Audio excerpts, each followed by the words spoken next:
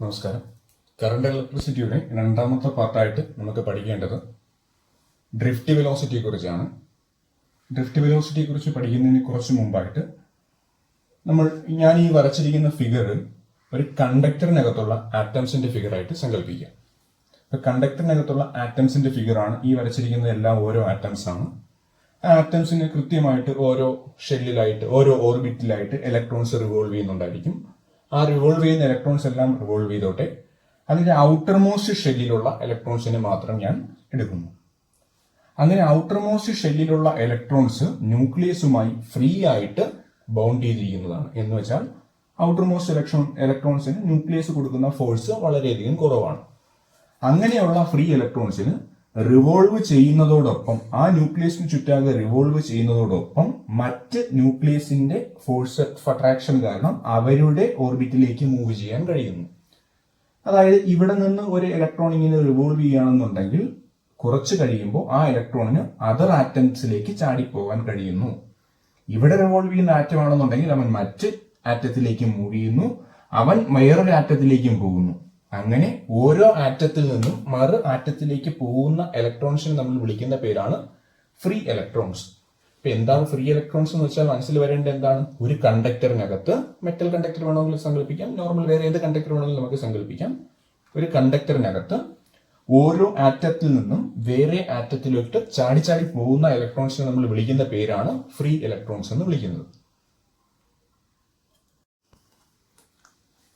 ഇനി ഈ കണ്ടക്ടർ എടുത്തിരിക്കുന്നത് ഇതിന് ഒരു ഇലക്ട്രിക് ഫീൽഡും അപ്ലൈ ചെയ്യുന്നില്ല എന്നുണ്ടെങ്കിൽ, under no external electric field, ഇതിനകത്ത് ഒരു എക്സ്റ്റേണൽ ഇലക്ട്രിക് ഫീൽഡും ഉണ്ടാവുന്നില്ല എന്നുണ്ടെങ്കിൽ ഇതിനകത്തുള്ള ഫ്രീ ഇലക്ട്രോൺസ് മൂവ് ചെയ്യുന്ന വെലോസിറ്റിയെ നമ്മൾ വിളിക്കുന്ന പേര് തെർമൽ വെലോസിറ്റി എന്ന് വിളിക്കുന്നു.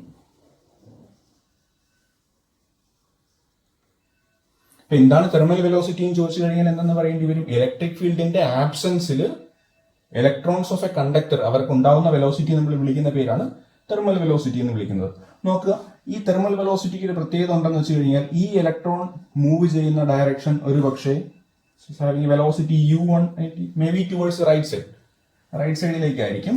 അതേ സമയത്ത് തന്നെ വേറെ പല ഇലക്ട്രോൺസും ഓപ്പോസിറ്റ് ഡയറക്ഷനിലേക്കും മൂവ് ചെയ്യുന്നുണ്ടായിരിക്കും വിത്ത് വെലോസിറ്റി u2. നിങ്ങൾക്ക് റാൻഡം മോഷനാണ് ഉണ്ടായിരിക്കുന്നത്. പല ആൾക്കാർക്കും പല വെലോസിറ്റി ആയിരിക്കും ഉണ്ടായിരിക്കുന്നത്. നമുക്കറിയാം വെലോസിറ്റി ഒരു വെക്ടർ ക്വാണ്ടിറ്റി ആയതുകൊണ്ട് ഈ വെലോസിറ്റികളുടെ എല്ലാത്തിന്റെയും കൂടെ ആവറേജ് എടുത്തു കഴിഞ്ഞാൽ നമുക്ക് കിട്ടുന്നത് 0 ആയിരിക്കും. ആവറേജ് വെലോസിറ്റി എന്ന് പറഞ്ഞാൽ എത്രയായിരിക്കും? 0 ആയിരിക്കും. ഇപ്പൊ എന്താ നമ്മൾ പറഞ്ഞത്? ഇലക്ട്രിക് ഫീൽഡ് ഇല്ല എന്നുണ്ടെങ്കിൽ ആ ഇലക്ട്രിക് ഫീൽഡ് ഇല്ലാത്ത അവസ്ഥയിൽ ഒരു കണ്ടക്ടറിന്റെ അകത്തുണ്ടായിരിക്കുന്ന ഇലക്ട്രോൺസിന് ഒരു റാൻഡം മോഷൻ ഉണ്ടായിരിക്കും. ആ റാൻഡം മോഷനെ നമ്മൾ വിളിക്കുന്ന പേര് തെർമൽ വെലോസിറ്റി എന്ന് വിളിക്കുന്നു. ആ തെർമൽ വെലോസിറ്റിയുടെ ആവറേജ് 0 ആയിരിക്കും. എന്ന് വെച്ചാൽ എന്താണ് കാരണം ഉദ്ദേശിക്കുന്നത്? നമ്മൾ പറഞ്ഞു, ഒരെണ്ണം റൈറ്റ് സൈഡിലേക്കാണെന്നുണ്ടെങ്കിൽ എന്ത് സൈഡിലേക്ക് ഉണ്ടായിരിക്കും? ലെഫ്റ്റ് സൈഡിലേക്ക് ഉണ്ടായിരിക്കും. അങ്ങനെ പല പല വെലോസിറ്റികൾ ഉണ്ടായിരിക്കും. അതിന് എല്ലാത്തിനും കൂടി ആഡ് ചെയ്ത് കഴിഞ്ഞാൽ നമുക്ക് എന്ത് കിട്ടുന്നു? 0 കിട്ടുന്നു. ഇനി പറയാൻ പോകുന്നത്, ഈ കണ്ടക്ടറിൽ നമ്മളൊരു ഇലക്ട്രിക് ഫീൽഡ് അപ്ലൈ ചെയ്യുകയാണ്. ഈ കണ്ടക്ടറിന് അക്രോസ് ആയിട്ട് ഒരു ഇലക്ട്രിക് ഫീൽഡ് അപ്ലൈ ചെയ്യുന്നു. ഈ കണ്ടക്ടറിന് അക്രോസ് ആയിട്ട് ഒരു ഇലക്ട്രിക് ഫീൽഡ് അപ്ലൈ ചെയ്യുന്നു. Suppose the left side of the body is positive and right side of the body is negative. അങ്ങനെ എടുത്തു കഴിഞ്ഞാൽ ഇലക്ട്രിക് ഫീൽഡിന്റെ direction from positive to negative ആയിരിക്കും. ലെഫ്റ്റിൽ നിന്ന് റൈറ്റിലേക്കായിരിക്കും ഇലക്ട്രിക് ഫീൽഡിന്റെ ഡയറക്ഷൻ ഉണ്ടാകുന്നത്.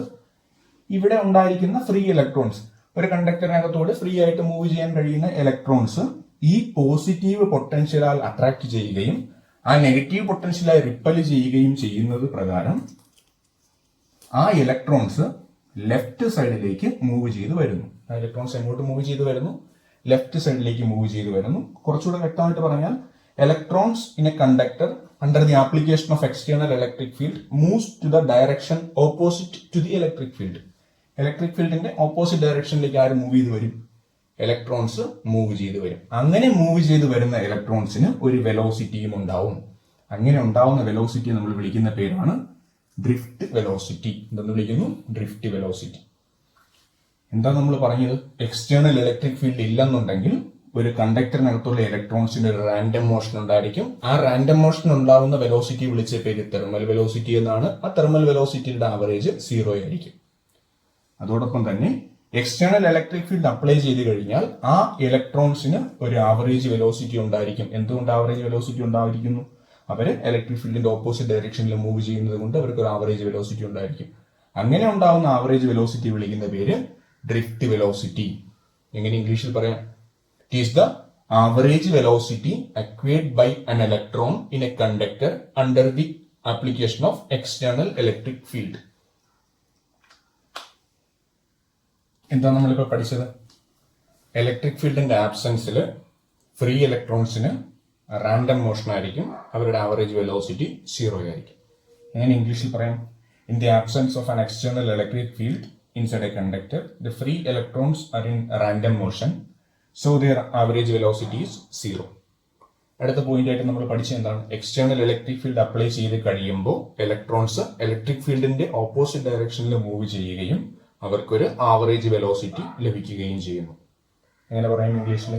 When an external electric field is applied, the electrons move opposite to the direction of electric field and get an average velocity. പിന്നെ പഠിച്ചത് എന്താണ്? അങ്ങനെ എക്സ്റ്റേണൽ ഇലക്ട്രിക് ഫീൽഡിന്റെ പ്രസൻസിൽ ഇലക്ട്രോണിന് ഉണ്ടായിരിക്കുന്ന അല്ലെങ്കിൽ ഇലക്ട്രോണിന് ലഭിക്കുന്ന ആവറേജ് വെലോസിറ്റി നമ്മൾ വിളിച്ച പേര് ഡ്രിഫ്റ്റ് വെലോസിറ്റി. എങ്ങനെ പറയാം?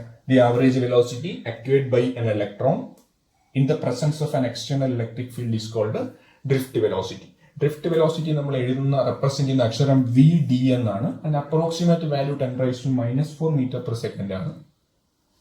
അപ്പോൾ നിങ്ങൾ നോക്കുമ്പോൾ മനസ്സിലാക്കാം, ഒരു ഡൗട്ട് വന്നേക്കാം, 10⁻⁻⁴ മീറ്റർ/സെക്കൻഡ് വളരെ ചെറിയൊരു വാല്യൂ അല്ലേ എന്നൊരു ഡൗട്ട് തോന്നിയേക്കാം. തീർച്ചയായിട്ടും വളരെ ചെറിയ വാല്യൂ തന്നെയാണ്. അത് എന്തുകൊണ്ട് വളരെ ചെറിയ വാല്യൂ ആകുന്നു എന്ന് ചോദിച്ചു കഴിഞ്ഞാൽ, നമ്മൾ നേരത്തെ കണ്ടതാണ്, ഓരോ ആറ്റത്തിൽ നിന്നും ഇലക്ട്രോൺസ് വേറെ ആറ്റത്തിലേക്ക് മൂവ് ചെയ്യുകയാണ്. അല്ലെങ്കിൽ ആ ഇലക്ട്രോൺസ് എക്സ്റ്റേണൽ ഇലക്ട്രിക് ഫീൽഡിന്റെ പ്രസൻസിൽ മൂവ് ചെയ്യുമ്പോൾ മറ്റ് ഇലക്ട്രോൺസുമായി കൊളൈഡ് ചെയ്യുന്നു. അങ്ങനെ ആ കൊളീഷൻ കാരണമാണ് അവരുടെ വെലോസിറ്റി ഇത്രയും അധികം കുറയാൻ കാരണം. പിന്നെ ഈ കൊളീഷൻ ഉണ്ടായിരിക്കുന്ന സമയത്ത് ഇവിടെ ഹീറ്റ് പ്രൊഡ്യൂസ് ചെയ്യുന്നു. അതുകൊണ്ടാണ് കറണ്ട് ക്യാരിയിങ് കണ്ടക്ടർ, ഒരു കണ്ടക്ടറിലൂടെ കറണ്ട് കടന്നു പോകുമ്പോൾ ഹീറ്റ് ഉണ്ടാകുന്നതിന് ഒരു കാരണവും ഇത് തന്നെയാണ്. എന്താണ്? ഇലക്ട്രോൺസ് പരസ്പരം കൊളൈഡ് ചെയ്യുന്നത് കൊണ്ട്. അപ്പോൾ നിങ്ങൾക്ക് പിന്നെ ഒരു സംശയം വന്നേക്കാം, ഇത്ര ചെറിയ വെലോസിറ്റിയിലാണ് ഇലക്ട്രോൺസ് മൂവ് ചെയ്യണമെന്നുണ്ടെങ്കിൽ നമ്മൾ സ്വിച്ച് ഇടുന്ന അതേ സമയത്ത് തന്നെ ലൈറ്റ് കത്തുന്നുണ്ട്. അപ്പോൾ മനസ്സിലാക്കുക, ഒരിക്കലും സ്വിച്ച് ഇടുന്ന സമയത്ത് സ്വിച്ചിലൂടെ ഇലക്ട്രോൺസ് കയറി വന്ന് ആ ഇലക്ട്രോൺസ് ലൈറ്റിലേക്ക് അല്ലെങ്കിൽ ബൾബിലേക്ക് അല്ലെങ്കിൽ ഫാനിലേക്ക് എത്തുമ്പോഴല്ല അത് പ്രകാശിക്കുന്നത്, കറങ്ങുകയെല്ലാം ചെയ്യുന്നത്. അത് എൻറ്റയർലി ഡിഫറെന്റ് ആണ്. അത് ഫെർമി സ്ഫിയറിനെ കുറിച്ചൊക്കെ നിങ്ങൾക്ക് ഹയർ ക്ലാസ്സിലേക്ക് പഠിക്കാൻ പറ്റും. അതൊക്കെ വെച്ചിട്ട് എക്സ്പ്ലെയിൻ ചെയ്യാൻ പറ്റുന്ന കാര്യമാണ്. മനസ്സിലാക്കുക, ഈ ഇലക്ട്രോൺസ് ഒരു സ്ഥലത്ത് നിന്ന് മറ്റു സ്ഥലത്തേക്ക് എത്തുമ്പോഴല്ല കറണ്ട് ഉണ്ടാവുന്നത്. ഡ്രിഫ്റ്റ് വെലോസിറ്റി എന്ന് പറഞ്ഞാൽ വളരെ ചെറിയൊരു വാല്യൂ ആണ്. വാല്യൂ എത്രയാണ്? 10⁻⁻⁴ മീറ്റർ/സെക്കൻഡ് ആണ്. അങ്ങനെയെങ്കിൽ ഇലക്ട്രിസിറ്റിയുടെ സ്പീഡ് എത്രയും ചോദിച്ചു കഴിഞ്ഞാൽ അപ്രോക്സിമേറ്റ്ലി ലൈറ്റിന്റെ അതേ വെലോസിറ്റി എന്ന് നമുക്ക് പറയേണ്ടി വരും.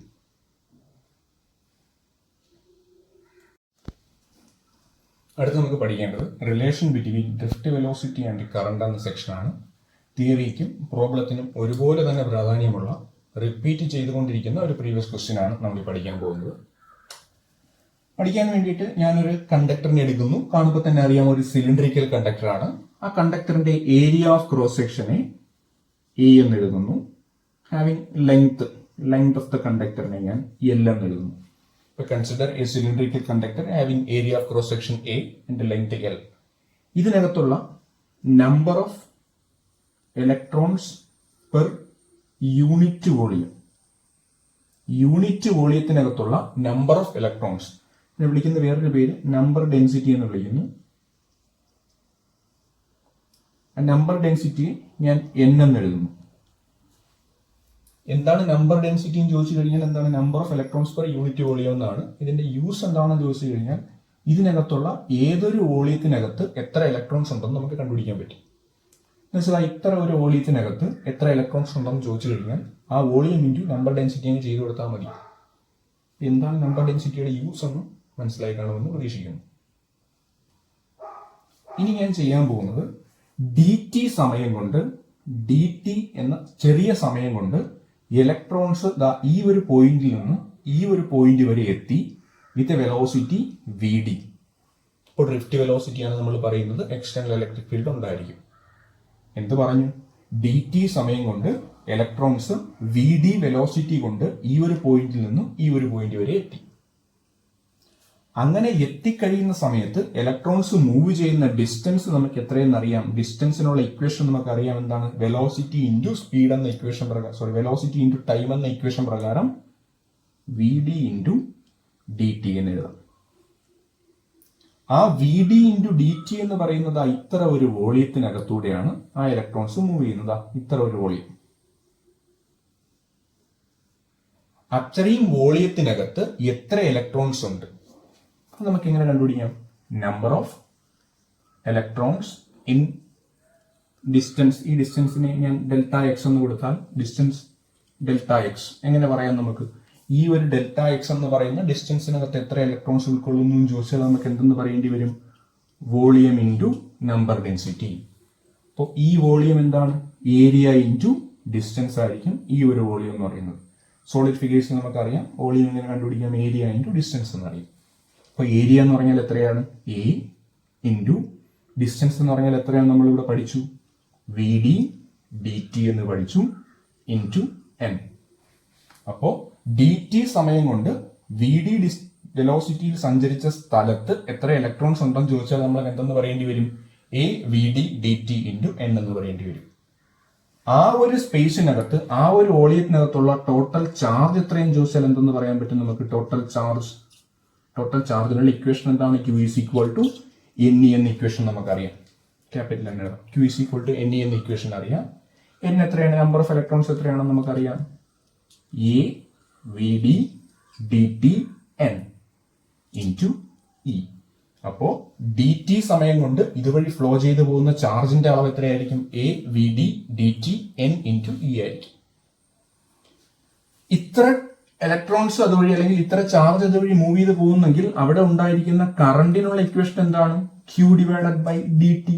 ക്യൂ ബൈ ടി ഇക്വേഷൻ പ്രകാരം ഇങ്ങനെയെന്നുണ്ടെങ്കിൽ എന്തായിട്ട് വരും? ക്യൂവിന് പകരം A V D D T N E divided by D T. D T D T cancel ചെയ്ത് കഴിഞ്ഞാൽ ഐ ഇസ് ഈക്വൽ ടു എന്തെന്ന് കിട്ടും? മാറ്റി എഴുതി കഴിഞ്ഞാൽ N A V D E എന്ന് കിട്ടുന്നു. I is equal to equation എന്ത് കിട്ടും? N A V D E എന്ന് കിട്ടുന്നു. എ ഇനി ലെഫ്റ്റ് സൈഡിലേക്ക് കൊണ്ടുവന്നാൽ ഐ ബൈ എ എന്ന് എഴുതാം. ഐ ബൈ എ നമ്മൾ പഠിച്ചു, ജെ എന്ന് പഠിച്ചു. ജെ ഇസ് ഈക്വൽ ടു എന്താണ്? എൻ വി ഡി ഇ. രണ്ട് ഇക്വേഷൻ കിട്ടി. I is equal to N A V D E, relation connecting അല്ലെങ്കിൽ equation connecting current and drift velocity. പിന്നെ ഒരു ഇക്വേഷൻ കിട്ടി എന്താണ്? J is equal to N V D E. അതെന്താ equation? Relation connecting current density and drift velocity. ഒന്നുകൂടെ പറയുന്നത് എന്താണെന്ന്, ഞാനൊരു സിലിണ്ടറിക്കൽ കണ്ടക്ടർ എടുത്തു, having area of cross section A, length L, അതിനകത്തുള്ള number of electrons per unit volume, വേറൊരു പേര് number density എന്തായിട്ട് എടുത്തു? എൻ ആയിട്ട് എടുത്തു. നമ്പർ ഡെൻസിറ്റിയുടെ യൂസ് എന്താണ്? ഏത് വോളിയത്തിനകത്ത് എത്ര ഇലക്ട്രോൺസ് ഉണ്ടെന്ന് നമുക്ക് കണ്ടുപിടിക്കാൻ പറ്റും. വോളിയം ഇൻറ്റു നമ്പർ ഡെൻസിറ്റി ചെയ്താൽ മതി അത്ര വോളിയത്തിനകത്ത് എത്ര ഇലക്ട്രോൺസ് ഉണ്ടെന്ന് കണ്ടുപിടിക്കാൻ പറ്റും. പിന്നെ പറഞ്ഞത് ഡി ടി എന്ന സമയം കൊണ്ട് വി ഡി ഡ്രിഫ്റ്റ് വെലോസിറ്റിയിൽ ഇലക്ട്രോൺസ് ഈ ഒരു പോയിന്റിൽ നിന്നും ഈ ഒരു പോയിന്റ് വരെ എത്തി. Travelled distance delta X. ആ ഡെൽറ്റ എക്സ് ഡിസ്റ്റൻസ് നമുക്ക് ഇങ്ങനെ കണ്ടുപിടിക്കാം? വെലോസിറ്റി ഇൻറ്റു ടൈം ഇക്വേഷൻ പ്രകാരം വി ഡി ഡി ടി എന്ന് കണ്ടുപിടിക്കാം.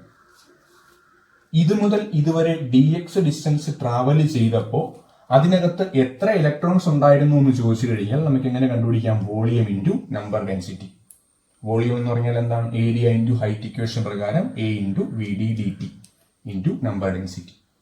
ഇത്രയും ഇലക്ട്രോൺസ് ഡി എക്സ് ഡിസ്റ്റൻസിനകത്ത് ഉണ്ടെങ്കിൽ അപ്പോൾ അതുവഴി ഫ്ലോ ചെയ്ത ടോട്ടൽ ചാർജ് ഇക്വേഷൻ എന്തായിരിക്കും? എൻ ഇ ഇക്വേഷൻ പ്രകാരം നമ്പർ ഇൻറ്റു ഇ. അപ്പൊ എന്ത് കിട്ടി? Total charge crossing the area നമുക്ക് കിട്ടി. അത്രയും ചാർജ് ഡി ടി സമയം കൊണ്ട് അതുവഴി ഫ്ലോ ചെയ്ത് പോകുന്നുണ്ടെങ്കിൽ അവിടെ ഉണ്ടായിരിക്കുന്ന കറണ്ട് എത്രയാണ്? I is equal to Q by T equation പ്രകാരം ചാർജ് ക്യൂവും ഇവിടുത്തെ ടൈം ഡി ടിയും ആയതുകൊണ്ട് ഇക്വേഷൻ ഇങ്ങനെ വരുന്നു. ക്യാൻസൽ ചെയ്ത് കളഞ്ഞാൽ കിട്ടുന്ന equation I is equal to N A V D e. ഒന്ന് അറേഞ്ച് ചെയ്തപ്പോൾ കിട്ടിയ equation J is equal to N V D E എന്ന് കിട്ടുന്നു.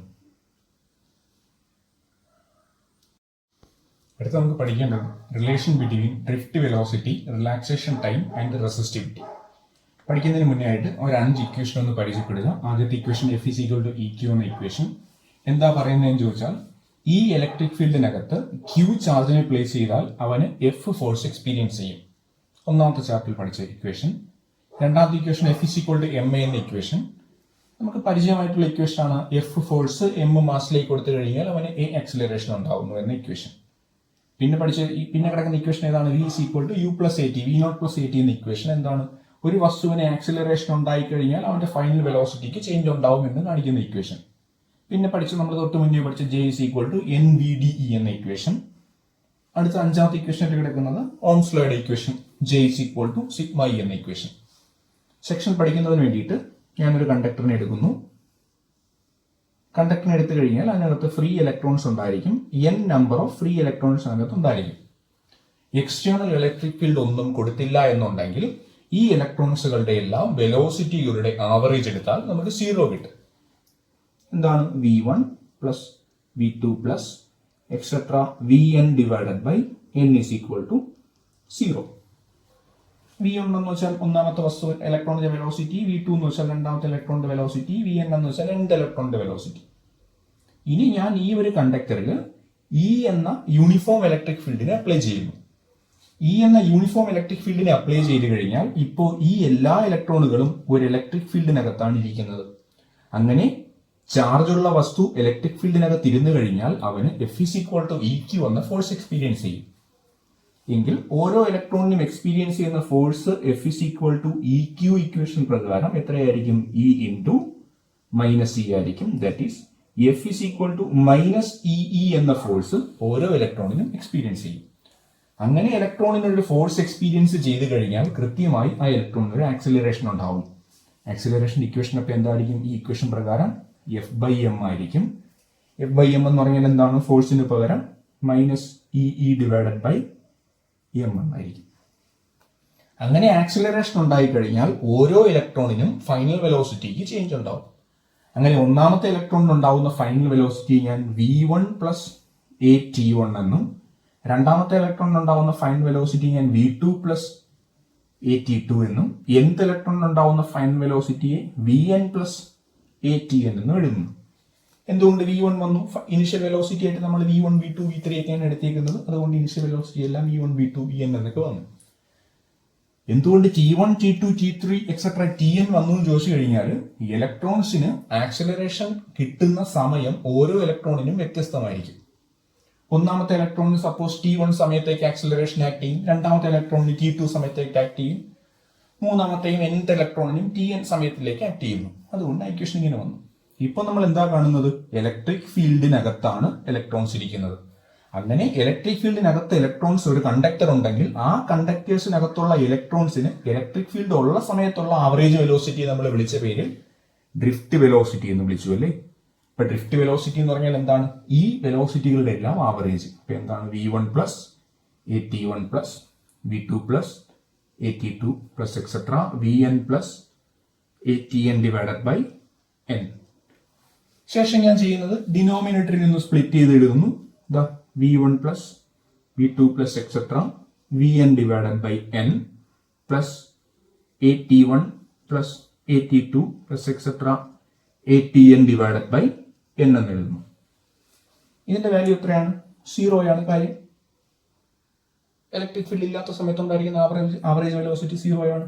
അപ്പോൾ v d is equal to 0 plus ഇവിടെ നിന്ന് എ കോമൺ എടുത്തു കഴിഞ്ഞാൽ a into T1 plus T2 plus etcetera Tn divided by n എന്ന് എഴുതാം.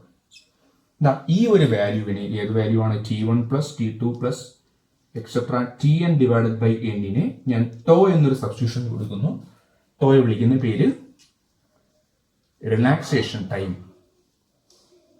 എന്താണ് റിലാക്സേഷൻ ടൈം എന്ന് ചോദിച്ചാൽ പ്രത്യേകിച്ച് ഒന്നുമില്ല.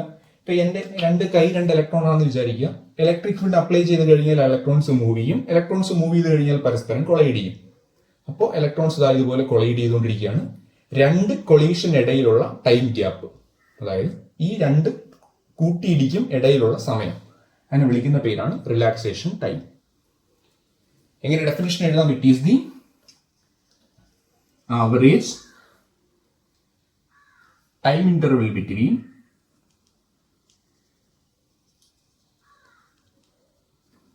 two successive collisions. രണ്ട് കൊളീഷൻസിന് ഇടയിലുള്ള ടൈം ഗ്യാപ്പിനെ വിളിക്കുന്ന പേര്, ടൈം ഇന്റർവെലിനെ വിളിക്കുന്ന പേര് റിലാക്സേഷൻ ടൈം എന്ന് വിളിക്കുന്നു. അപ്പോൾ ഇതിന് പകരം ടോ എന്ന് കൊടുത്താൽ വി ഡി എന്ന ഇക്വേഷൻ എങ്ങനെ മാറും? V d is equal to a tau എന്ന് മാറും. എക്കുള്ള വാല്യൂ സബ്സ്റ്റിറ്റ്യൂട്ട് ചെയ്താൽ, എക്ക് ഈ ഒരു വാല്യൂ സബ്സ്റ്റിറ്റ്യൂട്ട് ചെയ്താൽ v d is equal to എന്തെന്ന് എഴുതാം? Minus e divided by M into tau എന്ന് എഴുതാം.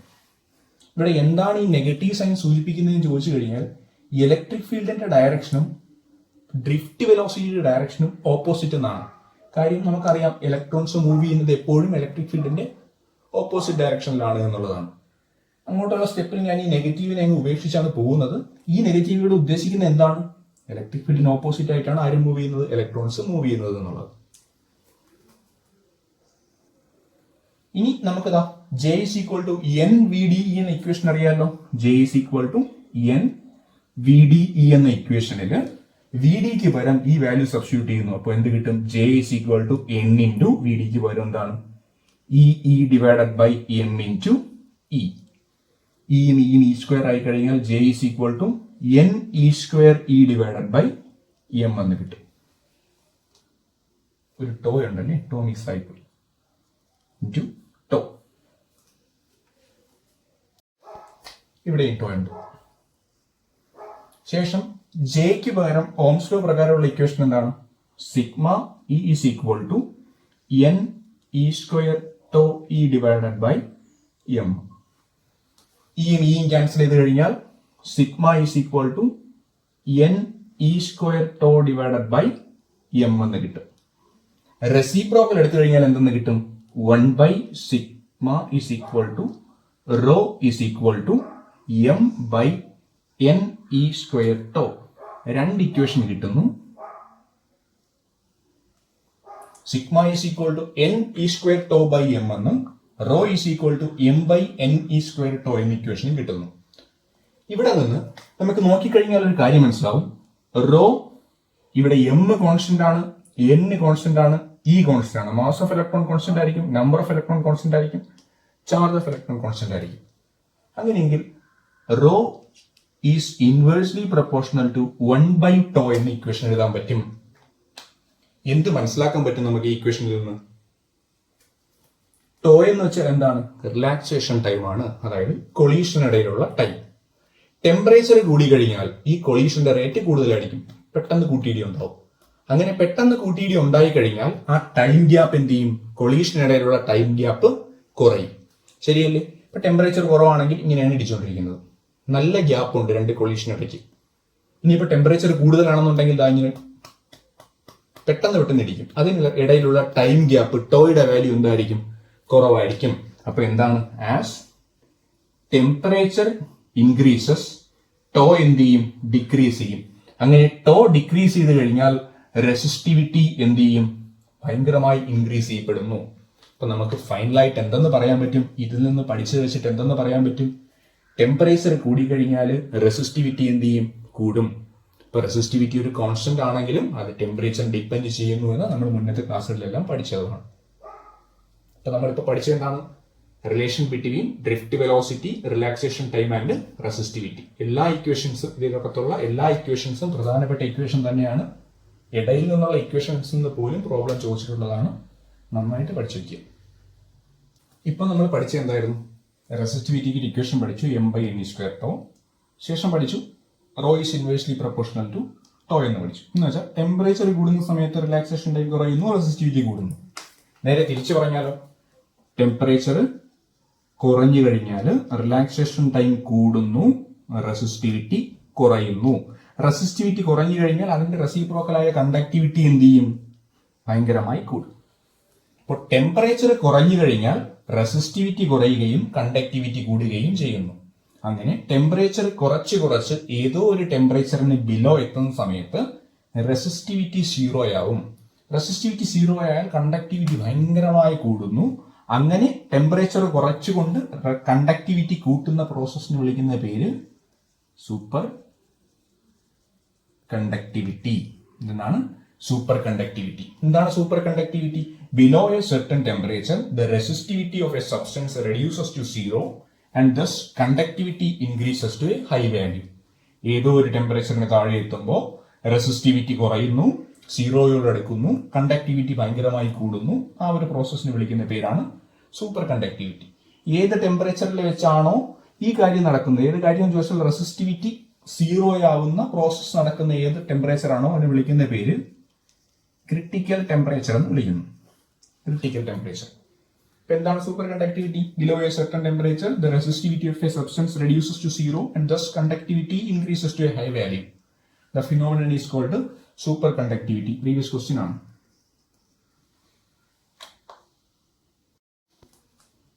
അടുത്തായിട്ട് നമുക്ക് പഠിക്കേണ്ടത് മൊബിലിറ്റിയെ കുറിച്ചാണ്. മൊബിലിറ്റി എന്ന് വെച്ചാൽ പ്രത്യേകിച്ച് ഒന്നുമില്ല. ഇലക്ട്രിക് ഫീൽഡ് അപ്ലൈ ചെയ്യുന്ന സമയത്ത് ഒരു കണ്ടക്ടറിനകത്തുള്ള ചാർജ് കാരിയേഴ്സിന് എത്രത്തോളം വേഗതയിൽ സഞ്ചരിക്കാൻ കഴിയുന്നു. എന്താണ്? ഇലക്ട്രിക് ഫീൽഡ് അപ്ലൈ ചെയ്യുന്ന സമയത്ത് ഒരു കണ്ടക്ടറിനകത്തുള്ള ചാർജ് കാരിയേഴ്സിന് എത്രത്തോളം വേഗതയിൽ സഞ്ചരിക്കാൻ കഴിയുന്നു അതിനെക്കുറിച്ച് പറഞ്ഞിരുന്ന സാധനമാണ്, ടേമാണ് മൊബിലിറ്റി. എന്ന് വെച്ചാൽ മൊബിലിറ്റി കൂടുതലാണെങ്കിൽ അതിനകത്തുള്ള ചാർജ് കാരിയേഴ്സിന് വേഗതയിൽ സഞ്ചരിക്കാൻ പറ്റും. മൊബിലിറ്റി കുറവാണെന്നുണ്ടെങ്കിൽ അതിനകത്തുള്ള ചാർജ് കാരിയേഴ്സിന് വളരെ പതുക്കെ മാത്രമേ സഞ്ചരിക്കാൻ കഴിയത്തുള്ളൂ. എങ്ങനെ ഇംഗ്ലീഷിൽ പറയാം? It characterises how quickly a charge carrier can move through a conductor when pulled by an electric field. Mobility മ്യൂവിനുള്ള equation modulus of V E divided by E എന്നാണ്. Modulus of V D divided by E എന്നാണ്. ഇവിടെ നിന്ന് നമുക്ക് ഒന്നുകൂടെ mobility define ചെയ്യാൻ പറ്റും. എന്താണ്? It is defined as the ratio of modulus of അല്ലെങ്കിൽ magnitude of drift velocity to electric field. It is a ratio of magnitude of drift velocity to electric field. Drift വെലോസിറ്റിയുടെ equation നമ്മൾ കുറച്ച് മുന്നേ പഠിച്ചതാണ്. Minus E E tau divided by M. Value ഇവിടെ substitute ചെയ്ത് കഴിഞ്ഞാൽ mu is equal to എന്തെന്ന് കിട്ടും? Minus E E tau divided by M the whole divided by E എന്ന് എഴുതാം. മൈനസ് മാഗ്നിറ്റ്യൂഡ് ഇപ്പോൾ പോയതാണ്. ഇങ്ങനെയാണെന്നുണ്ടെങ്കിൽ എന്തെന്ന് കിട്ടും? മ്യൂ ഈസ് ഈക്വൽ ടു ഇയും ഇയും ക്യാൻസൽ ചെയ്ത് കഴിഞ്ഞാൽ എന്താണ്? ഇ ടോ ബൈ എം എന്ന് കിട്ടും. ഇ ടോ ബൈ എം എന്ന ഇക്വേഷൻ കിട്ടുന്നു. മൊബിലിറ്റിയുടെ ഇക്വേഷൻ ഓർമ്മിച്ച് വയ്ക്കേണ്ട ഇക്വേഷൻ ആണ്. പ്രോബ്ലം ചോദിക്കുന്ന ഇക്വേഷൻ ആണ്. ഇനി നമ്മൾ പ്രധാനപ്പെട്ട ഒരു കാര്യം, മൊബിലിറ്റിയുടെ എസ് ഐ യൂണിറ്റ് എന്താണ്? മൊബിലിറ്റിയുടെ എസ് ഐ യൂണിറ്റ് കണ്ടുപിടിക്കാൻ വേണ്ടിയിട്ട് നമുക്ക് ജനറൽ ഇക്വേഷൻ എടുക്കാം. ജനറൽ ഇക്വേഷൻ എന്താണ്? Mu is equal to v D divided by E. V d എന്ന് വെച്ചാൽ എന്താണ്? ഡ്രിഫ്റ്റ് വെലോസിറ്റി ആണ്. ഡ്രിഫ്റ്റ് വെലോസിറ്റിയുടെ എസ് ഐ യൂണിറ്റ് എന്ന് പറഞ്ഞാൽ എന്താണ്? മീറ്റർ പെർ സെക്കൻഡ് ആണ്, അല്ലെങ്കിൽ മീറ്റർ സെക്കൻഡ് റൈസ് ടു -1 എന്നത്. ഡിവൈഡഡ് ബൈ ഇലക്ട്രിക് ഫീൽഡിന്റെ യൂണിറ്റ് എന്താണ്? എസ് ഐ യൂണിറ്റ് ആയിട്ട് നമ്മൾ പഠിച്ചത് വോൾട്ട് പെർ മീറ്റർ ആണ്. എം റൈസ് ടു -1 മുകളിലേക്ക് പോകുമ്പോൾ എം സ്ക്വയർ ആയിട്ട് മാറും. സെക്കൻഡ് റൈസ് ടു -1 താഴേക്ക് വരുമ്പോഴത്തേക്ക് സെക്കൻഡ് ആയിട്ട് മാറും. എന്ത് കിട്ടും? Metre square divided by volt second. ഇതിന്റെ എസ് ഐ യൂണിറ്റ് ചോദിച്ചാൽ എന്തെന്ന് പറയും? എസ് ഐ യൂണിറ്റ് ആണ് metre square per volt second. ഇത് പ്രീവിയസ് ക്വസ്റ്റ്യൻ ആണ്. 2 വർഷത്തിനകത്ത് ചോദിച്ചിട്ടുള്ള പ്രീവിയസ് ക്വസ്റ്റ്യൻ ആണ്. എന്താണ് mobility? It characterises how quickly a charge carrier can move through a conductor when pulled by an electric field. Electric field കൊടുക്കുന്ന സമയത്ത് ഒരു ചാർജ് കാരിയേഴ്സിന് എത്രത്തോളം വേഗതയിൽ പോകാൻ കഴിയുന്നു അതിനെക്കുറിച്ച് പറയുന്നതാണ് മൊബിലിറ്റി. വേറെ രീതിയിൽ ഡിഫൈൻ ചെയ്താൽ എന്താണ്? It is defined as the ratio of magnitude of drift velocity to the electric field strength. Equation എന്താണ്? Mu is equal to E tau by M. S I unit previous question ആണ്. Metre square by volt second. അടുത്ത് നമുക്ക് പഠിക്കേണ്ടത് temperature and resistivity എന്ന് പറയുന്ന section ആണ്. Proofs ഒന്നും വരുന്നില്ല, കാര്യങ്ങൾ മാത്രം പഠിച്ചു വെച്ചിരുന്നാൽ മതി. കൂടുതൽ പ്രോബ്ലം സെക്ഷൻ ആണ് ഈ ഒരു ടോപ്പിക്കിൽ നിന്ന് ചോദിച്ചുകൊണ്ടിരിക്കുന്നത്. നമുക്കറിയാവുന്ന ഇക്വേഷൻ ആണ് resistivity rho is equal to M by N E square tau എന്ന ഇക്വേഷൻ. എന്താ ഇക്വേഷൻ പറയുന്ന? ടെമ്പറേച്ചർ കൂടുതൽ കൂട്ടിക്കഴിഞ്ഞാൽ റിലാക്സേഷൻ ടൈം കുറയും, അത് വെച്ചിട്ട് റെസിസ്റ്റിവിറ്റി കൂടുന്നു. എങ്ങനെ കൺക്ലൂഡ് ചെയ്യാൻ പറ്റും? Resistivity is directly proportional to temperature. Temperature കൂടുന്നതനുസരിച്ച് റെസിസ്റ്റിവിറ്റി കൂടുകയും ടെമ്പറേച്ചർ കുറയുന്നതനുസരിച്ച് റെസിസ്റ്റിവിറ്റി കുറയുകയും ചെയ്യുന്നു. ഇത് പഠിക്കാൻ വേണ്ടിയിട്ട് ഇവിടെ നോക്കുക. ഞാനൊരു ഒബ്ജക്റ്റ് എടുക്കുന്നു. ഈ ഒബ്ജക്റ്റ് T1 ഡിഗ്രി സെൽഷ്യസിൽ T1 ടെമ്പറേച്ചറിൽ ഇരുന്ന സമയത്ത് ഇതിന്റെ റെസിസ്റ്റിവിറ്റി ρ1 ആയിരുന്നു. ആ ഒരു വസ്തുവിന്റെ ടെമ്പറേച്ചർ ഞാൻ T2 ആയിട്ട് ഇൻക്രീസ് ചെയ്യിച്ച സമയത്ത് അതിന്റെ റെസിസ്റ്റിവിറ്റി ρ2 ആയിട്ട് മാറുന്നു. എന്താ പറഞ്ഞത്? ഒരു ഒബ്ജക്റ്റ് എടുത്തു, അതിന്റെ ഇനിഷ്യൽ ടെമ്പറേച്ചർ T1 ആയിരുന്നു. ആ സമയത്ത് അതിന്റെ റെസിസ്റ്റിവിറ്റി ρ1 ആയിട്ട് എടുത്തു. ടെമ്പറേച്ചർ T2 ആയിട്ട് ഇൻക്രീസ് ചെയ്യിച്ച സമയത്ത് അതിന്റെ റെസിസ്റ്റിവിറ്റി ρ2 ആയിട്ട് ചേഞ്ച് ചെയ്തു. അങ്ങനെയെങ്കിൽ ρ1ഉം ρ2ഉം കണക്ട് ചെയ്യുന്ന ഇക്വേഷൻ ആണ് ρ2 is equal to ρ1 into 1 plus alpha T2 minus T1. ഇനി ഇതുപോലെ തന്നെ T1 ഡിഗ്രി സെൽഷ്യസിൽ അല്ലെങ്കിൽ T1 ടെമ്പറേച്ചറിൽ ഇതിന്റെ റെസിസ്റ്റൻസ് R1ഉം T2 ഡിഗ്രി സെൽഷ്യസിൽ അല്ലെങ്കിൽ T2 ടെമ്പറേച്ചറിൽ ഇതിന്റെ റെസിസ്റ്റൻസ് R2 ആണെന്നുണ്ടെങ്കിൽ R1 ഉം R2 കണക്ട് ചെയ്യുന്ന ഇക്വേഷൻ ആണ് എന്ത്? R2 is equal to R1 into 1 plus alpha into T2 minus T1. വന്നിരിക്കുന്ന ടേംസ് എല്ലാം എന്താണെന്ന് നോക്കാം. റോ1 അല്ലെങ്കിൽ R1 എന്ന് വെച്ചാൽ റെസിസ്റ്റിവിറ്റിയും റെസിസ്റ്റൻസും അറ്റ് T1 ടെമ്പറേച്ചർ. റോ2 R2 എന്ന് വെച്ചാൽ resistivity and resistance at temperature T2. Alpha എന്ന് വെച്ച് കഴിഞ്ഞാൽ temperature coefficient of resistance. Alpha ഒരു കോൺസ്റ്റന്റ് ആണ്, വിളിക്കുന്ന പേര് ടെമ്പറേച്ചർ കോഎഫിഷ്യന്റ് ഓഫ് റെസിസ്റ്റൻസ്. വളരെ ഡീപ്പായിട്ടൊന്നും പഠിച്ചിരിക്കേണ്ട ആവശ്യമൊന്നുമില്ല, ഡെഫിനിഷൻ മാത്രം കിട്ടിയാൽ മതി. ആൽഫ എങ്ങനെ ഡിഫൈൻ ചെയ്യും? It is defined as the fractional increase in resistivity per unit increase in temperature. എന്താണെന്ന് പറയാം. ഒരു ഒബ്ജക്റ്റിന്റെ ടെമ്പറേച്ചർ 50 ഡിഗ്രി സെൽഷ്യസ് ആയിരുന്ന സമയത്ത് അതിന്റെ റെസിസ്റ്റൻസ് 75 ഓം ആയിട്ട് എടുക്കുന്നു. ടെമ്പറേച്ചർ 51 ഡിഗ്രി സെൽഷ്യസ് ആക്കിയപ്പോൾ അതിന്റെ റെസിസ്റ്റൻസ് 100 ഓം ആയിട്ട് ചേഞ്ച് ചെയ്തു. എന്ന് വെച്ചാൽ യൂണിറ്റ് ഡിഗ്രി സെൽഷ്യസ് ഇൻക്രീസ് ചെയ്യുമ്പോൾ റെസിസ്റ്റൻസിൽ ഉണ്ടാവുന്ന ചേഞ്ച് ബൈ ഒറിജിനൽ റെസിസ്റ്റൻസ് അതിന് വിളിക്കുന്ന പേരാണ് ആൽഫ. എന്താണ്? യൂണിറ്റ് ഡിഗ്രി സെൽഷ്യസ് ടെമ്പറേച്ചറിൽ റൈസ് ചെയ്യുമ്പോൾ ഉണ്ടാവുന്ന ratio of change in temperature to original temperature വിളിക്കുന്ന പേരാണ് ആൽഫ. എങ്ങനെ ഡിഫൈൻ ചെയ്യുന്നത്? It is defined as a fractional increase in resistivity per unit increase in temperature.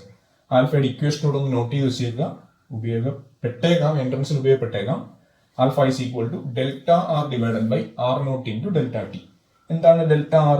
റെസിസ്റ്റൻസിൽ ഉണ്ടാവുന്ന ചേഞ്ച്. ആർ നോട്ട് എന്ന് വെച്ചാൽ എന്താണ്? ഇനിഷ്യലി ഉണ്ടായിരുന്ന റെസിസ്റ്റൻസ് ഇൻറ്റു ഡെൽറ്റ ടി എന്ന് പറഞ്ഞാൽ എത്ര ടെമ്പറേച്ചർ റൈസ് ചെയ്തപ്പോഴാണ് ഡെൽറ്റ ആർ റെസിസ്റ്റൻസിൽ ഇൻക്രീസ് ഉണ്ടായത് എന്നുള്ളത്. ഈ പഠിക്കേണ്ടത് ആൽഫയുടെ യൂണിറ്റ് എന്താണെന്ന്. ഡിഗ്രി സെൽഷ്യസ് റേഷ്യോ -1 അല്ലെങ്കിൽ കെൽവിൻ റേഷ്യോ -1. ഇനി ഒരു കാര്യം ഓർത്ത് വെച്ചേക്കുക, ആൽഫയുടെ വാല്യൂസ് മെറ്റൽസിന് പോസിറ്റീവ്, മെറ്റൽസ് ഉദ്ദേശിക്കുന്ന കണ്ടക്ടേഴ്സിന് പോസിറ്റീവ്, സെമി കണ്ടക്ടേഴ്സിന് നെഗറ്റീവ്, ഇൻസുലേറ്റേഴ്സിന് 0. ഇപ്പൊ നമ്മൾ പഠിച്ചെന്താണ്? ടെമ്പറേച്ചറും റെസിസ്റ്റിവിറ്റിയും കണക്ട് ചെയ്യുന്ന രണ്ട് ഇക്വേഷൻസ് പഠിച്ചു. Resistivity ρ2 is equal to ρn into 1 plus alpha into T2 minus T1 എന്നും R2 is equal to R1 into 1 plus alpha into T2 minus T1 എന്ന equation പഠിച്ചു. രണ്ട് ഇക്വേഷൻ ഓർമ്മിച്ച് വെച്ചിരിക്കുക. ഒരുപാട് പ്രോബ്ലംസിന് ഉപയോഗപ്പെടുന്ന ഇക്വേഷൻ ആണ്, പ്രൂഫ്സ് ഒന്നുമില്ല, ഇക്വേഷൻ മാത്രം പഠിച്ചു വെച്ചിരുന്നാൽ മതി. ഇനി പഠിക്കേണ്ട രണ്ട് കുഞ്ഞു ഡെഫിനിഷൻസ് ആണ് ടൈപ്സ് ഓഫ് റെസിസ്റ്റേഴ്സ്. ഒന്നാമത് വയർ ബൗണ്ട് റെസിസ്റ്റേഴ്സ് എന്ന് വെച്ചാൽ വേറെ ഒന്നുമില്ല, ഒരു അലോയ്ക്ക് ചുറ്റാകെ വയറിനെ എടുത്ത് ചുറ്റി വെച്ചിട്ടുണ്ടാക്കുന്ന റെസിസ്റ്റൻസ്. എന്താണ് അതിന്റെ പ്രിൻസിപ്പിൾ? എന്താണ്? ലെങ്ത് കൂടുന്ന, ചുറ്റി വെക്കുന്ന വയറിന്റെ ലെങ്ത് കൂടുന്ന അനുസരിച്ച് റെസിസ്റ്റൻസ് കൂടിക്കൊണ്ടിരിക്കും, ലെങ്ത് കുറയുന്ന അനുസരിച്ച് റെസിസ്റ്റൻസ് കുറഞ്ഞുകൊണ്ടിരിക്കും. അപ്പൊ ആദ്യത്തെ റെസിസ്റ്റൻസ് ഏതാണ്? Wire bound resistors produced by winding wires around alloys. അലോയ്സിന്റെ ചുറ്റാകെയോ അല്ലെങ്കിൽ മറ്റേതെങ്കിലും വസ്തുക്കളുടെ ചുറ്റാകെയോ വയറിനെ ബൗണ്ട് ചെയ്ത് ഉണ്ടാക്കുന്ന റെസിസ്റ്റൻസിനെ വിളിക്കുന്ന പേര് വയർ ബൗണ്ട് റെസിസ്റ്റേഴ്സ്. പിന്നെ പഠിക്കുന്ന കാർബൺ റെസിസ്റ്റേഴ്സ്. കാർബൺ ഉപയോഗിച്ചുകൊണ്ട് ഉണ്ടാക്കുന്ന റെസിസ്റ്റേഴ്സിന് വിളിക്കുന്ന പേരാണ് കാർബൺ റെസിസ്റ്റേഴ്സ്. നിങ്ങൾ പല ഇലക്ട്രോണിക് ഡിവൈസ് എടുത്ത് നോക്കിയാലും അതിനകത്ത് ഒരു കുഞ്ഞ് ഡിവൈസ് ഇരിക്കുന്നത് കാണാൻ പറ്റും. അതാണ് കാർബൺ റെസിസ്റ്റേഴ്സ്. കാർബൺ കൊണ്ടുണ്ടാക്കുന്ന റെസിസ്റ്റേഴ്സ്. അതിന്റെ പ്രത്യേകത കോമ്പാക്ട് ആണ്, നല്ല റിജിഡ് ആയിട്ടിരിക്കുന്ന സാധനം, ഇൻഎക്സ്പെൻസീവ് ആണ്, വളരെ വില കുറവാണത്. പിന്നെ സ്മാളിങ് സൈസ് ആണ്. 1000 2000 ഓം എല്ലാം വരുന്ന റെസിസ്റ്റൻസ് ഒരു കുഞ്ഞ് പൊട്ടിന്റെ അത്ര, ഒരു 2 3 mm മാത്രം നീളം ഉണ്ടാകുന്ന സാധനമാണ് കാർബൺ റെസിസ്റ്റേഴ്സ്. ഒന്നുമില്ല, വയർ ബൗണ്ട് റെസിസ്റ്റേഴ്സ് എന്ന് വെച്ചാൽ produced by winding wires around alloys. Carbon resistors എന്ന് വെച്ചാൽ മെയ്ഡ് ഫ്രം കാർബൺ. അടുത്ത് നമുക്ക് പഠിക്കേണ്ടത് കളർ കോഡ് ഓഫ് റെസിസ്റ്റേഴ്സ് ആണ്. ഇപ്പൊ നമ്മൾ കാർബൺ റെസിസ്റ്റർ എടുത്തു കഴിഞ്ഞാൽ, കാർബൺ റെസിസ്റ്ററിന്റെ സൈസ് പറഞ്ഞു കഴിഞ്ഞാൽ സാധാരണ നമ്മൾക്ക് ജെൽ പെന്നിന്റെ നിബിനെക്കാളും കുറച്ചും കൂടെ വരും, വളരെ ചെറുതാണത്. അപ്പൊ അതിലൊരിക്കലും അത് എത്ര ഓം റെസിസ്റ്റർ ആണെന്ന് എഴുതി വെക്കാൻ പറ്റില്ല. ഒരു 10,000 എന്നും അല്ലെങ്കിൽ 5000 എന്നും 100 എന്നും ഒന്നും അതിൽ എഴുതി വെക്കാനും പറ്റില്ല, വെച്ചാൽ നമുക്കിട്ട് വായിക്കാനും പറ്റില്ല. അതുകൊണ്ട് അതിന്റെ റെസിസ്റ്റൻസ് എത്രയാണെന്ന് കണ്ടുപിടിക്കാൻ വേണ്ടിയിട്ട് ആ റെസിസ്റ്ററിനകത്ത് 4 റിങ്സ് കാണും. 4 വ്യത്യസ്ത കളറിലുള്ള 4 വളയങ്ങൾ ഇതിലുണ്ടായിരിക്കും, 4 മാർക്കിങ്സ് ഉണ്ടായിരിക്കും. ആ മാർക്കിങ്സ് ഉപയോഗിച്ചുകൊണ്ട് ഇതുപോലെ ആയിരിക്കും റെസിസ്റ്റർ ഇതുപോലെ ഇരിക്കുന്നെങ്കിൽ 4 റിങ്സ് ഉണ്ടായിരിക്കും. ആ 4 റിങ്സും അതിന്റെ റെസിസ്റ്റൻസ് എത്രയെന്ന് സൂചിപ്പിക്കുന്നതാണ്. അത് ഓരോ കോഡിനെയും സൂചിപ്പിക്കുന്നതാണ്. അതെങ്ങനെയാണെന്ന് പഠിക്കാൻ വേണ്ടിയിട്ട് നമ്മൾ ഓരോ കളറിന്റെയും കോഡ് എന്താണെന്ന് പഠിക്കുന്നു. ഇപ്പൊ ബോർഡിലുണ്ട് ബ്ലാക്കിന്റെ കോഡ് 0, ബ്രൗണിന്റെ കോഡ് 1, റെഡിന്റേത് 2, ഓറഞ്ചിന്റേത് 3, യെല്ലോയുടേത് 4, ഗ്രീനിന്റേത് 5, ബ്ലൂവിന്റേത് 6, വയലറ്റിന്റേത് 7, ഗ്രേയുടേത് 8, വൈറ്റിന്റേത് 9, പിന്നെ വരുന്ന 3 കളേഴ്സ് എന്ന് വെച്ച് കഴിഞ്ഞാൽ ഗോൾഡ്, അതിന്റെ എറർ എത്ര ഉണ്ടെന്ന് സൂചിപ്പിക്കുന്നതാണ്. ഗോൾഡ് ആണെങ്കിൽ മെഷേർഡ് വാല്യൂവിൽ നിന്നും 5% കൂടുവാനും കുറയുവാനും സാധ്യതയുണ്ട്. സിൽവർ ആണെന്നുണ്ടെങ്കിൽ മെഷേർഡ് വാല്യൂവിൽ നിന്നും 10%, അതിൽ തന്നിട്ടുള്ള വാല്യൂവിൽ നിന്നും 10% കൂടുവാനും കുറയുവാനും സാധ്യതയുണ്ട്. ഇനി കളർ ഒന്നും തന്നിട്ടില്ല എന്നുണ്ടെങ്കിൽ മെഷേർഡ് വാല്യൂവിൽ നിന്നും 20% കൂടുവാനും കുറയുവാനും സാധ്യതയുണ്ട്. ഇതിന് പഠിച്ചു വെക്കാനായിട്ട് ഒരു കോഡ് എഴുതിയിട്ടുണ്ട്. BB Roy of great Britain has very good wife. എല്ലാം കളേഴ്സ് ആ സൂചിപ്പിക്കുന്ന BB റോയ്, GBVGW എല്ലാം നമ്മുടെ ഈ കോഡിനെ സൂചിപ്പിക്കുന്നത്. അപ്പൊ BB റോയ് എന്ന് വെച്ചാൽ black, brown, red, orange, yellow. Great ബ്രിട്ടന്റെ GB സൂചിപ്പിക്കുന്നത് ഗ്രീൻ, ബ്ലൂ. വെരി ഗുഡ് വൈഫിൽ സൂചിപ്പിക്കുന്നത് വയലറ്റ്, ഗ്രീൻ, വൈറ്റ്. പിന്നെ ഗോൾഡ്, സിൽവർ. അപ്പൊ കോഡ് എന്താണ്? BB Roy of great Britain has very good wife എന്നുള്ളത്. അപ്പൊ ഇതിൽ കളേഴ്സിൽ സൂചിപ്പിക്കുന്നത് 4 ബാൻഡ് ABCD എന്ന കളറാണ് സൂചിപ്പിക്കുന്നതെന്നുണ്ടെങ്കിൽ എഴുതേണ്ട മെത്തേഡ് AB × 10⁻⁶ ± D എന്നാണ്. ഇത് കേൾക്കുമ്പോൾ പെട്ടെന്ന് മനസ്സിലാവില്ല. നമുക്കൊരു എക്സാമ്പിൾ നോക്കാം. ഒരു റെസിസ്റ്ററിനകത്ത് കൊടുത്തിരിക്കുന്ന colours orange, blue, yellow, gold ആണ് എങ്കിൽ അതിൽ സൂചിപ്പിക്കുന്ന, അതിൽ എഴുതിയിരിക്കുന്ന വാല്യൂ എത്രയാണെന്ന് ചോദിച്ചു കഴിഞ്ഞാൽ ആദ്യം നമ്മൾ ആദ്യത്തെ 2 കളേഴ്സിനെ 2 സിഗ്നിഫിക്കന്റ് ഫിഗേഴ്സിനെ തരുന്നു. ഇപ്പൊ ഓറഞ്ചിന്റെ കോഡ് എത്രയാണ്? 3 ആണ് അല്ലേ. അപ്പൊ 3. ബ്ലൂവിന്റെ എത്രയാണ്? ഇവിടെ ബ്ലൂ 6 ആണ്. 3, 6. അടുത്തത് വരുന്ന കളർ, മൂന്നാമത്തെ ബാൻഡിനെ നമ്മൾ എന്തായിട്ട് എഴുതുന്നത്? 10ന്റെ പവർ ആയിട്ട് എഴുതേണ്ടത്. ഇൻറ്റു 10⁻². യെല്ലോ എന്ന് വെച്ചാൽ എത്രയാണ്? 4. 10⁻⁴. പിന്നെ ആരാ ഉള്ളത്? ഗോൾഡ് ആണുള്ളത്. ഗോൾഡ് ആണെങ്കിൽ എത്ര % എറർ വരാം? 5%, ±5 ഓം. ഇതാണ് ഇവിടുത്തെ റെസിസ്റ്റൻസ്. എങ്ങനെയാണ് നമ്മൾ എഴുതുന്നത്? ആദ്യത്തെ 2 കളേഴ്സിന്റെ കോഡ് ഫസ്റ്റ് 2 സിഗ്നിഫിക്കന്റ് ഫിഗർ ആണ്. മൂന്നാമത്തെ കളർ തരുന്നത് 10ന്റെ പവർ ആയിട്ട് എഴുതേണ്ടതാണ്. അടുത്ത കളർ തരുന്നത് എത്ര എറർ ഉണ്ട്, എത്ര ടോളറൻസ് ഉണ്ട് എന്നാണ്. ഫോർ എക്സാമ്പിൾ നോക്കാം നമുക്ക്. Brown, black, red, gold. നമുക്ക് ഇങ്ങനെ എഴുതാം. ആദ്യത്തെ 2 കളേഴ്സ് സിഗ്നിഫിക്കന്റ് ഫിഗേഴ്സിന് തരികയാണ്. ബ്രൗണിന്റെ കോഡ് എത്രയാണ്? 1. ബ്ലാക്കിന്റെ എത്രയാണ്? 0. അടുത്ത മൂന്നാമത്തെ കളർ നമ്മൾ എങ്ങനെ എഴുതേണ്ടത്? 10ന്റെ പവർ ആയിട്ടാണ് അല്ലേ. ഇൻറ്റു 10⁻². റെഡിന്റെ കോഡ് എത്രയാണ്? 2. അടുത്ത കളർ എന്താണ്? ഗോൾഡ് ആണ്. അത് അതിന്റെ എററിനെ സൂചിപ്പിക്കുന്നു. ഇപ്പൊ എത്രയാണ്? ±5%. ഓ, ഇതാണ് എന്റെ വാല്യൂ. മനസ്സിലായി എന്ന് പ്രതീക്ഷിക്കുന്നു. കളർ കോഡ് പഠിച്ചു വെച്ചിരിക്കുക. എക്സാമിന് ഉറപ്പായിട്ടുള്ള ക്വസ്റ്റ്യൻ ആണ്. ഇന്നുവരെ നടത്തിയിട്ടുള്ള ഒരുവിധപ്പെട്ട എല്ലാ പരീക്ഷയ്ക്കും കളർ കോഡിന്റെ ഒരു ക്വസ്റ്റ്യൻ ഉണ്ടായിരിക്കുന്നതാണ്.